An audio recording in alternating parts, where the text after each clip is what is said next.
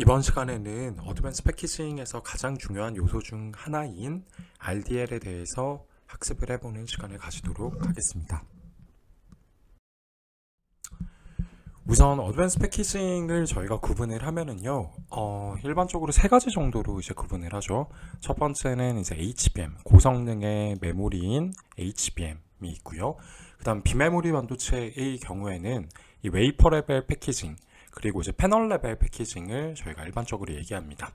그리고 이 두 개를 더해서 만드는 게 시스템인 패키지를 저희가 학습을 이전 강의들에서 진행을 했었습니다. 근데 어쨌든 어드밴스 패키징에서 이 비메모리 반도체에 사용이 되는 PCB를 대체할 수 있는 기판인 RDL에 대해서 조금 더 상세히 학습을 진행을 해보려고 합니다. 그래서 이번 강의는 이 RDL이 무엇인가, 이 RDL이 컨벤셔널 패키징에서 과연 PCB와 어떻게 이제 차이점이 존재하는가에 대한 것들을 학습을 한다라고 생각을 해볼 수가 있겠습니다. 우선 패키징 관점에서의 RDL을 좀 말을 해야 될 텐데요. 패키징 관점에서의 RDL은 수많은 사실 RDL이 존재합니다. 이 RDL이라는 단어 자체가 리디스트리뷰션 레이어. 근데 리디스트리뷰션이라는 말 자체가 재배선이라는 뜻이거든요. 그러니까 이 재배선 같은 경우에는 전기, 전자, 반도체의 관점에서 생각을 해보면은 전기 신호들을 분배하는 것들을 전부 다 재배선이라고 부릅니다. 근데 어쨌든 패키징 관점에서의 RDL이라고 저희가 일반적으로 얘기를 하면은요, 웨이퍼 레벨 패키징이나 패널 레벨 패키징에서의 RDL 기판이 존재하고요. 그리고 시스템인 패키지에서 인터포저에서의 이런 HBM과 그리고 비메모리 반도체를 연결해주는 이런 배선들을 저희가 RDL이라고 이제 부른다라고 말씀을 드렸고요.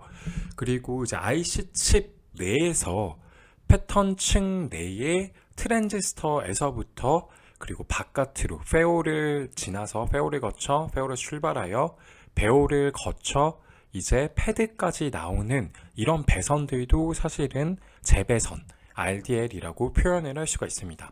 하지만 일반적으로 배올 그리고 이제 패드라고 이제 표현을 하는 게 조금 더 쉽게 와닿을 거라고 생각을 합니다.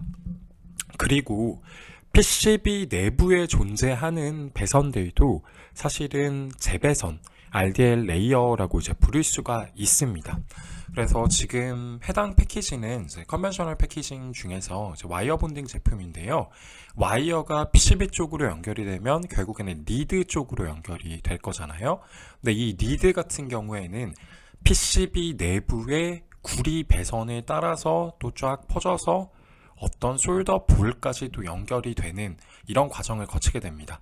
이렇게 이제 신호들이 전기 신호들이 칩에서부터 출발하여서 와이어를 거쳐서 PCB 내부에서 다시 한번 재배선이 일어나고 솔더 볼 쪽으로 향하게 되는 이런 PCB 내부의 레이어도 사실은 RDL이라고 표현을 할 수가 있습니다.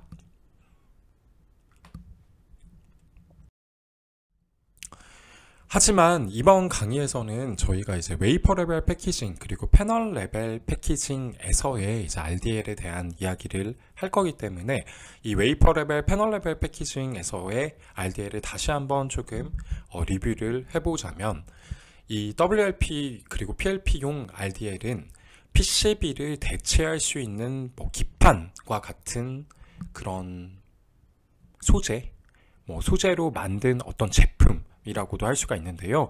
옆에 이제 그림을 보면은 공정용 실리콘 캐리어 웨이퍼 위에 이 RDL이라고 부르는 배선을 깔아놨어요.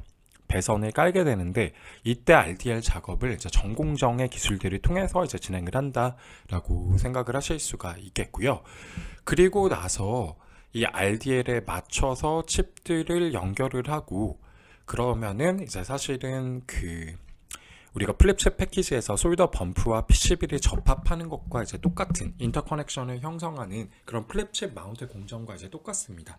그런데 어쨌든 이 RDL 기판 같은 경우에는 PCB처럼 외부 어떤 회사에서 구매를 해오는 것이 아니라 이렇게 패키징 회사 내부에서 포토 공정 그리고 메탈을 형성하는 공정 그런 전공정의 기술들을 활용을 해서 이제 만들 수가 있기 때문에 PCB 기판과는 이제 차이점이 존재한다라고도, 공정상에서의 차이점은 너무나도 당연히 존재한다라고밖에 생각을 할 수 없지만, 하지만 사실은 PCB 기판과 RDL 레이어는 굉장히 닮은 점을 많이 가지고 있습니다. RDL 기판과 이제 PCB 기판을 직접적으로 비교를 한번 해보고요. 비슷한 점에 대해서 살펴본다면, RDL과 PCB 모두 IC 칩에서 전기 신호를 인출하는 역할을 수행을 합니다. 즉, IC 칩에 존재하는 패턴면의 트랜지스터에서 출발을 한 전기 신호들이 솔더 범프를 통해서 PCB를 통해서 솔더 볼 쪽으로 나오는 게 플랩체 패키지라고 한다면, 마찬가지로 이 패널 레벨 패키징이나 웨이퍼 레벨 패키징에서 IC 칩에서 발생하는 전기 신호가 RDL 내부의 구리 배선을 따라서 솔더볼 쪽으로 또 나옵니다. 그래서 실제로 이런 PCB 기판을 크로스 섹션해서 단면을 살펴보고 또 RDL 기판을 크로스 섹션해서 단면을 살펴봤을 때 사실은 형상은 거의 똑같아요. 내부에 구리 배선이 존재하는 게 완전히 똑같고요. 구리로 된 레이어가 이렇게 깔려 있는데 이 배선을 통해서 이제 칩의 전기 신호를 솔더볼로 전달하는 거죠. 그래서 기본적으로 PCB와 RDL의 목적은 동일하다. 그리고 구리 배선이 깔리는 것도 이제 동일하다라고 생각을 할 수가 있겠습니다. 그렇다면 구리 배선, 이 CU 레이어라는 게 결국에는 이제 반도체 성능과 어떤 상관관계가 있는가에 대해서 간략하게 생각을 해보면요. 일단 더 고성능의 반도체, 일단 IC 칩의 성능이 높으면 높을수록, 즉 트랜지스터의 개수가 패턴면 안에 더 많으면 많을수록 IC 칩에서 전기 신호를 모두 다 받아내기 위해서는 이 구리 레이어, CU 레이어의 층수가 높아져야 됩니다. 그래서 PCB를 저희가 생각을 PCB에서 CU 레이어가 성능과 어떤 상관관계가 있는지를 간단하게 한번 살펴보면요. LPDDR용 PCB, 즉 와이어 본딩 제품 같은 경우에는 PCB 안에 구리 레이어가 약 2층에서 4층 정도가 존재합니다. 그리고 이제 비메모리 반도체인 AP, 플랩칩 패키지 제품에서의 PCB를 살펴보았을 때 해당 제품의 PCB 내부에는 약 4층에서 8층 정도의 CU 레이어가 또 존재합니다. 그러면은 메모리 제품과 비메모리 제품을 비교를 해보면요, 그냥 일반적으로 저희가 생각을 했을 때 비메모리 제품에서 발생하는 전기 신호가 당연히 이제 더 많을 것입니다. 왜냐하면 와이어 본딩은 저희가 예전 강의들을 살펴보면은 일단 전기가 인출이 되는 패드의 개수가 이런 솔더 범프보다 적습니다. 즉 인터커넥션이 더 적다는 거죠. 그렇기 때문에 이런 비메모리 제품들이 더욱더 많은 전기 신호들을 이제 내어보내고, 이 전기 신호들을 잘 배분하여서 PCB 바깥에 이제 솔더볼로 내보내기 위해서는 더 많은 층수의 CU 레이어가 필요하다라고 생각을 할 수가 있고요. 그리고 그 다음으로 넘어가서 이제 2.5D용 PCB를 생각을 해보면요, 저희가 2.5D 시스템 인 패키지를 생각을 했을 때 고성능의 로직과 그리고 HBM이 이제 공존을 하게 되는데요. 당연히 이제 이 로직과 HBM 사이에 인터포저 내부에도 이제 RDL 배선이 당연히 존재하고요. 그리고 그렇게 서로 간에 신호를 주고받다가 또 신호들이 바깥으로 나오게 되는데요.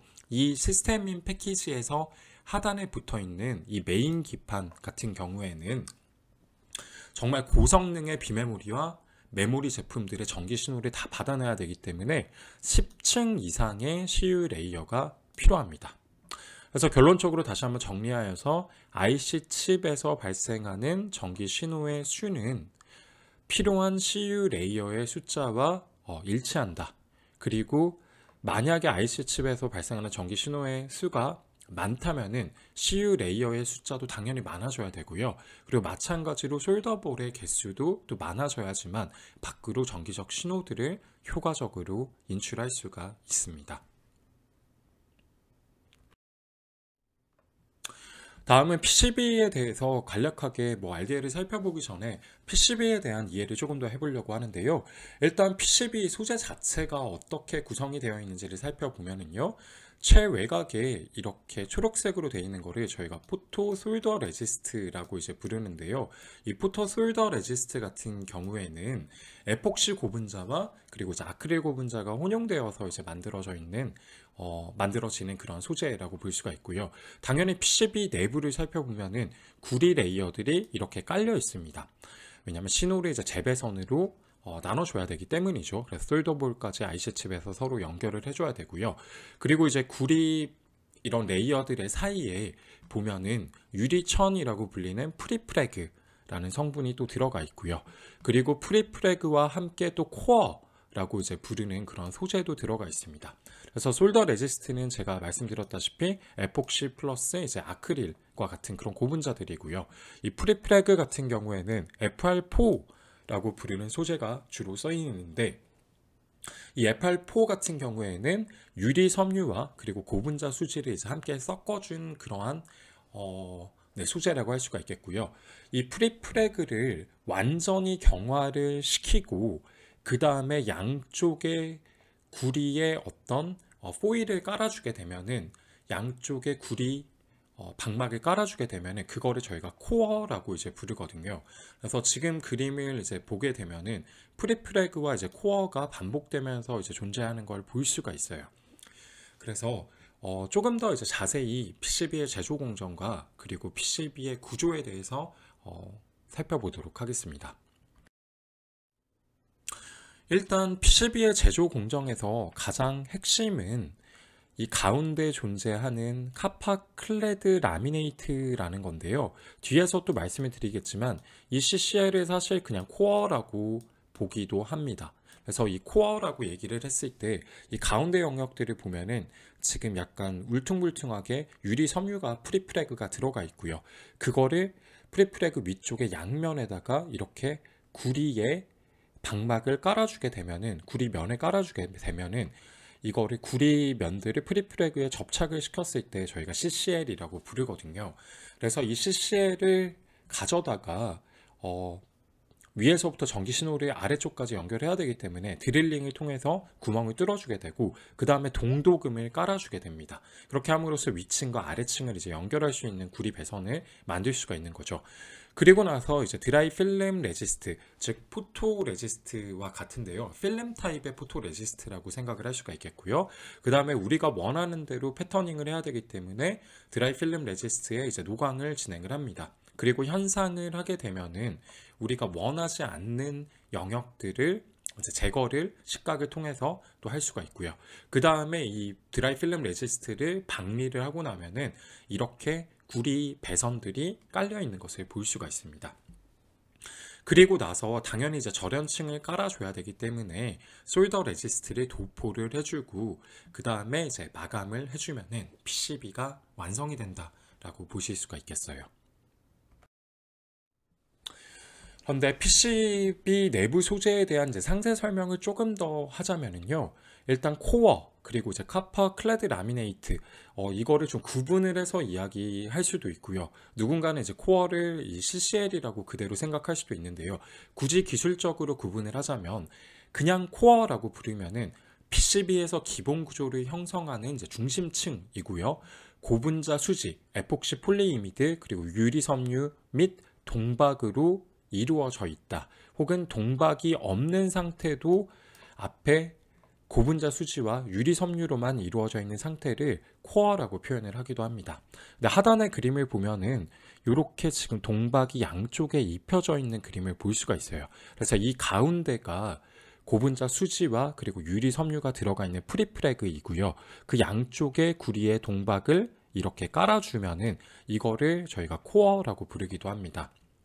그래서 코어를 굳이 이제 동박이 없는 상태로 이제 표현을 하고 만약에 동박을 입힌 상태를 코어 대신에 카파 클레드 라미네이트 CCL이라고 이제 부를 수도 있거든요.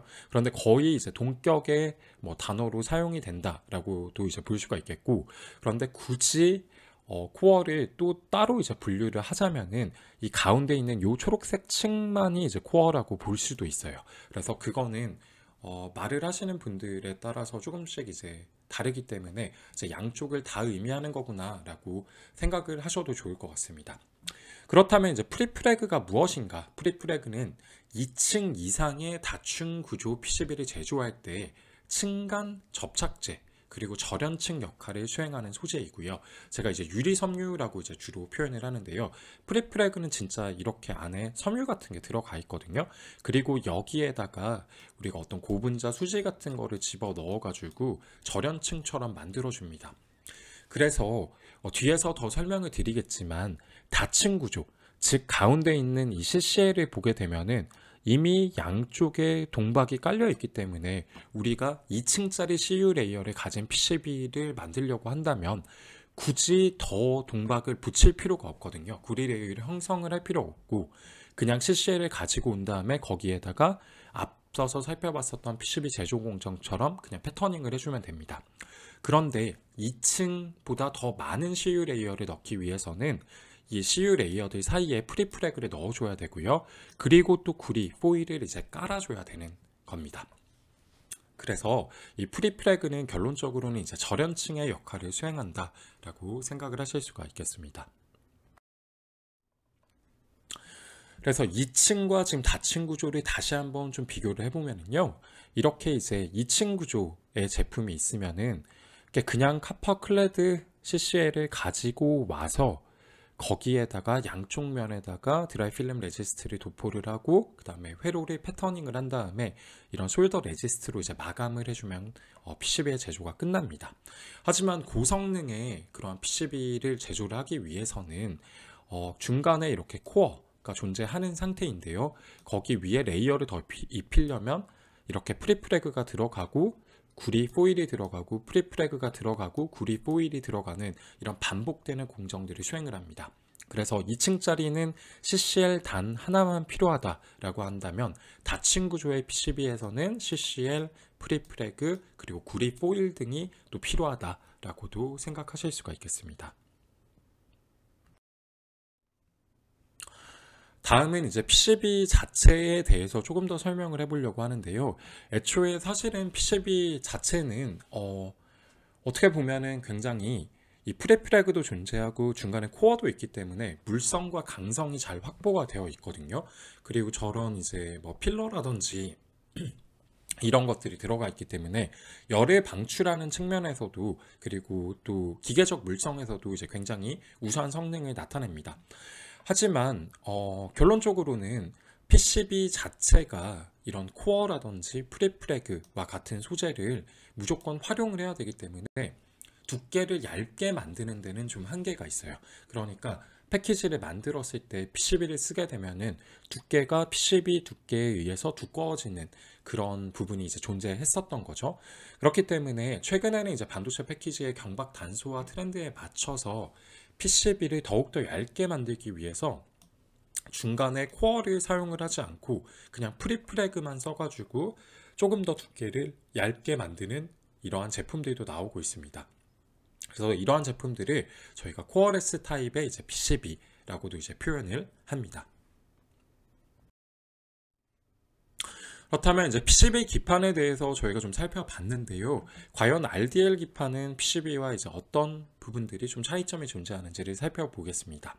일단 RDL은 PCB와 동일하게 CU 레이어를 깔지만 코어 및 프리프레그 소재를 쓰지 않고 절연층으로 아지노모토 빌드업 필름 혹은 뭐 빌드업 필름을 절연층으로 사용하기 때문에 뭐 유리 섬유 같은 것들이 안 들어가 있는 그런 필름을 쓰기 때문에 PCB 대비해서 훨씬 더 얇게 만들 수 있다는 장점을 지닙니다.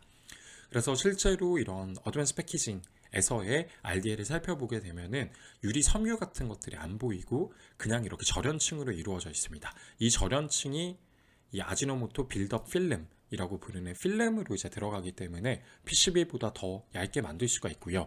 또한 PCB 공정에 사용되는 포토의 해상도보다 RDL 공정에서의 해상도가 더 높기 때문에 CU 레이어 자체를 더 조밀조밀하게 더 얇게 만들 수가 있어요. PCB 대비해서. 그렇다라는 말은 애초에 우리가 배선을 RDL 안에 더 많이 깔 수 있다면, 더 얇게 많이 깔 수 있다면 굳이 층수를 높일 필요가 없이 뭐 2층 구조의 RDL만 해도 뭐 다층 구조의 PCB와 동일하게 이제 전기 신호를 빼낼 수 있다라는 그런 장점을 가진다라고 또 생각을 하실 수가 있겠습니다.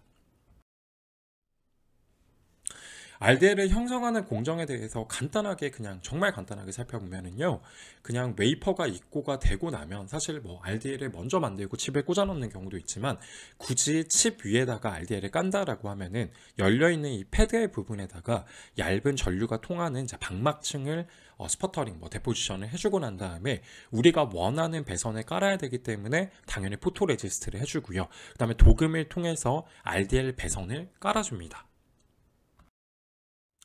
그리고 나서 필요 없어진 포토레지스트를 이제 스트리핑 해주고 나서요. 그 다음에 절연층을 깔아주게 되는데, 이 절연층이 ABF를 깔아주게 됩니다. 사실 그러면 이걸로 RDL 공정도 끝이거든요. 근데 너무나도 당연하게 이제 1층짜리 RDL을 만드는 경우도 있겠지만, 당연히 이제 1층보다 더 높은 RDL을 만들어야지만 더 고성능의 이제 반도체들을 대응을 할 수가 있겠죠. 그래서 다층 구조로 이제 만드는 거를 살펴보게 되면은요, 얘도 사실 똑같아요. 그냥 1층에서 이런 패드가 뚫려 있는데 거기다 도금을 해주고, 그 다음에 ABF를 발라주고, 그 다음에 다시 또 도금을 해주고, 2층에 ABF를 또 발라주고, 이런 식으로 RDL도 1층, 2층, 3층 구조까지도 이렇게 올릴 수가 있습니다. 그러면은 이 RDL 같은 경우에는 제가 조금 전에도 이제 말씀드렸다시피 여러 가지 장점을 가지고 있어요. 일단 PCB 대비해서 코어라든지 프리프레그가 들어가지 않아서 더 얇게 만들 수 있고, 그리고 회로 자체도, 구리 배선 자체도 더 얇게 만들 수 있기 때문에 PCB 대비해서 더 낮은 층수로 이제 만들 수 있다라는 장점을 가지고도 있습니다. 하지만 또 PCB가 훨씬 더 유리한 부분들도 존재하는데요. RDL과 PCB를 한번 비교해 보도록 하겠습니다. 그래서 좀 정리를 이렇게 테이블로 해서 살펴보면은요, 우선 RDL 같은 경우에는 구조를 살펴보면은 이런 구리 배선층과 그리고 절연층이 반복이 되고 있고요. 이 절연층으로 활용이 되는 게 ABF 필름인데, 거기에는 폴리이미드 그리고 폴리벤족사졸 같은 PBO가 들어가 있습니다. 그런데 PCB 같은 경우에는 CCL 이라고 부르는 코어가 있고, 거기에 추가적으로 레이어를 올린다면 당연히 CU 포일이 또 필요하고요. 그리고 이제 프리프레그가 필요한데요. 절연층 소재 같은 경우가 이제 프리프레그입니다. 프리프레그가 이제 FR4라고 이제 부르기도 하고요. 그리고 레진, 폴리이미드 필름 같은 것들이 외곽에서 보호를 해줍니다. 그래서 여기까지가 지금 기본적인 차이인데요. 일단 해상도에 대해서도 조금 더 살펴보면은요, 구리층의 두께 자체를 RDL에서는 상대적으로 얇게 1에서 5마이크로미터 수준, 그리고 PCB 같은 경우에는 9에서 35마이크로니까 구리층을 도금을 하는 것도 RDL이 더 얇게 만들 수가 있고요. 회로에 있는 패턴의 해상도, 즉 얼마만큼 얇게 구리 배선을 깔 수 있는가, 그러니까 위아래 두께가 아니라 이제 옆으로의 두께를 살펴보았을 때도 이렇게 1에서 10마이크로급까지도 만들 수 있다. 그런데 PCB 같은 경우에는 약 30에서 100마이크로급으로 이제 만들 수밖에 없다라는 또 비교를 해볼 수가 있고요. 하지만 이제 기계적 강도를 살펴봤을 때는 PCB가 내부에 존재하는 프리프레그와 CCL로 인해서 강성이 더욱 튼튼합니다. 그런데 또 반대로 RDL 같은 경우에는 유연하다고 또 얘기를 할 수가 있겠는데요. 그만큼 더 얇게 만들 수 있다는 장점이 있겠죠. 열 전도성의 관점에서 살펴보면은 PCB가 상대적으로 우위에 있습니다. 왜냐하면 RDL 같은 경우에는 내부에 필름밖에 존재하지 않기 때문에 열 전도율은 여러 가지 다른 소재들이 프리프레그 같은 것들이 들어가 있고, 그리고 구리가 더 많이 들어가 있는 PCB가 이제 더 유리하다라고도 볼 수가 있겠어요. 그런데 이제 공정성 측면으로 또 넘어가서도 살펴보면은 RDL은 대면적에서 만들기 때문에 대면적에서도 불량이 날 확률들이 높거든요. 그래서 공정성은 사실은 PCB가 훨씬 더 높습니다. 있습니다. 그렇기 때문에 단가적인 측면에서도 PCB가 훨씬 더 유리하다라고도 이제 볼 수가 있겠고요. 다층 구조화의 관점에서 살펴봤을 때 더 고성능의 어떤 칩을 대응을 할 때는 RDL이 난이도가 더 높겠죠. 물론 층수를 애초에 낮출 수도 PCB 대비해서 낮출 수도 있겠지만 그냥 공정의 난이도 자체를 봤을 때는 RDL이 다층으로 만들기가 사실은 더 어렵습니다. 그래서 PCB 같은 경우에는 상대적으로 다층 구조화에 용이하다라고 이제 볼 수가 있겠어요. 그런데 굳이 저희가 이제 해상도에 대해서 다시 한번 조금 생각을 해보면요. 인터포저로 돌아가서 예전 강의에서 한 번 더 이야기를 해보도록 하겠습니다. 저희가 패키지 온 패키지, 컨벤셔널 패키징에서 메모리와 비메모리 반도체를 이렇게 연결을 해줄 때 PCB 인터포저를 활용을 하거든요.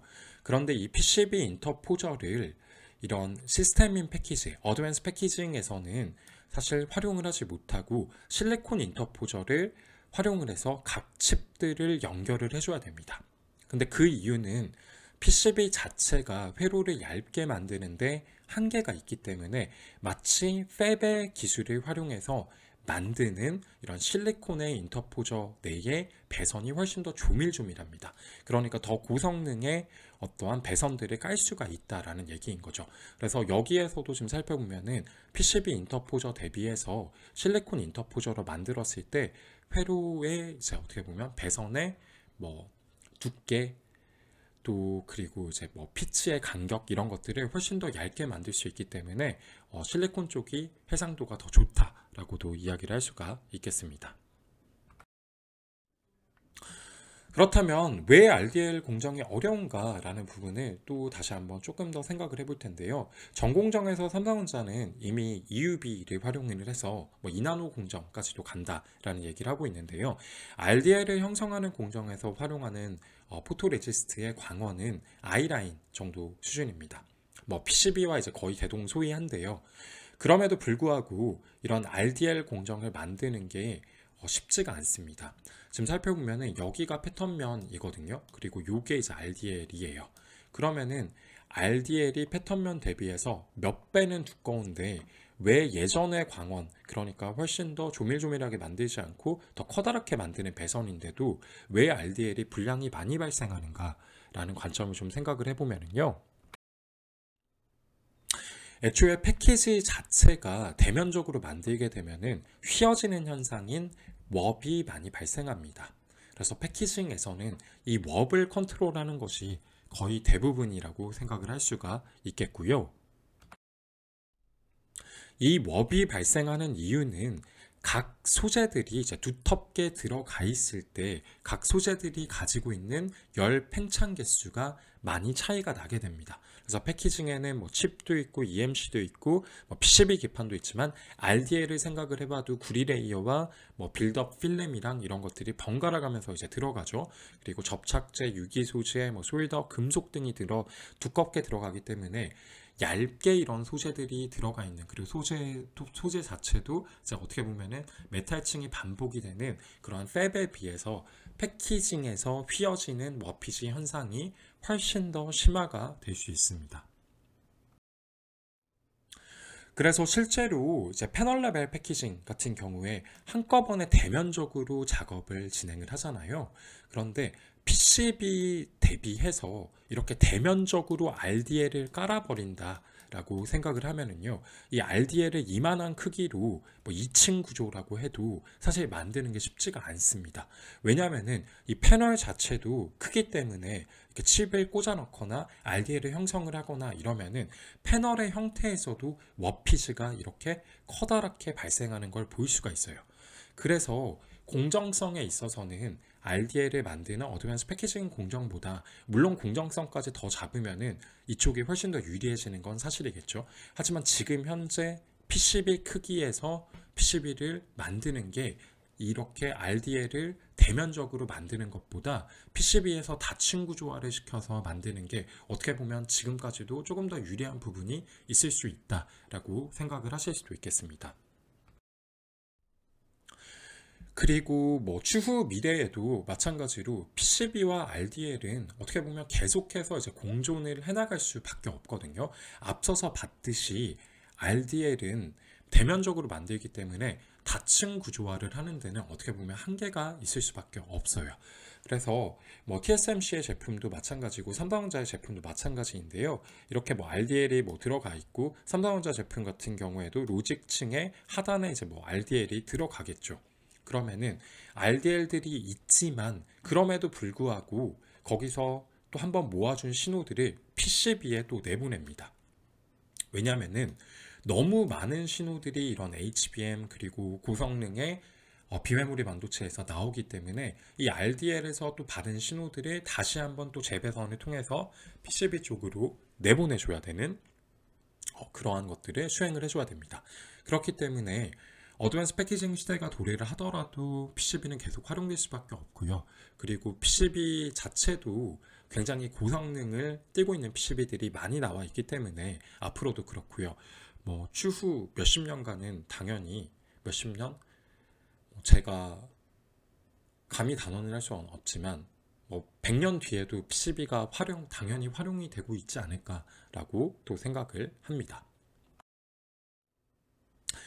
그래서 결론적으로는 이런 고성능의 시스템인 패키지에서 이제 하단에 들어가 있는 이런 PCB 기판을 잘라서 보게 되면은요, 정말 많은 전기 신호를 받아야 되기 때문에 저희가 아까 봤었던 뭐 2층에서 8층 구조보다 훨씬 더 많은 RDL CU 레이어들이 지금 들어가 있어요.